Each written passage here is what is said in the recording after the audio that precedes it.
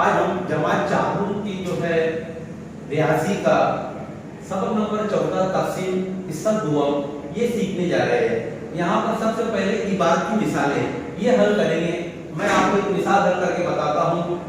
56 बयासे 7 तलवा में बराबर तकसीम करना है। तकसीम करना है मतलब उसको बांटना है। हर एक को कितनी बयासे मिलेगी, इसके लिए हमको तकसीम का अमल करना है। सबसे पहले देखिए यहाँ पर इस तरह से, यहाँ पर 7 लिखेंगे और उसके बाद 56 इस तरह से लिखना है। अब उसको हमको 7 तलवा में बराबर तकसीम करना है, तो इसके लिए यहाँ पर हमको 7 का पारा पढ़ना है। अब 7 का पारा पढ़ेंगे हम। यहाँ पर मैं आपको लिख के भी बताता हूँ। 7 एकम 7, 7 दूनी 14, 7 तिया 21, 7 चौक 28, 7 पंजे 35, 7 छक्के 42, 7 साती 49, 7 आठी 56। ये आ गए यहाँ पर 56।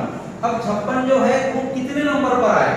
1 2 3 4 5 6 7 8 8 नंबर पर 56 आए। तो यहाँ पर 8 आएंगे और 56 जो है वो यहाँ पर इस तरह से जैसी के वैसी आ जाएंगे नीचे, क्योंकि 7 के पारे में 56 8 नंबर पर आए। और इसकी यहाँ पर तफरीक करेंगे।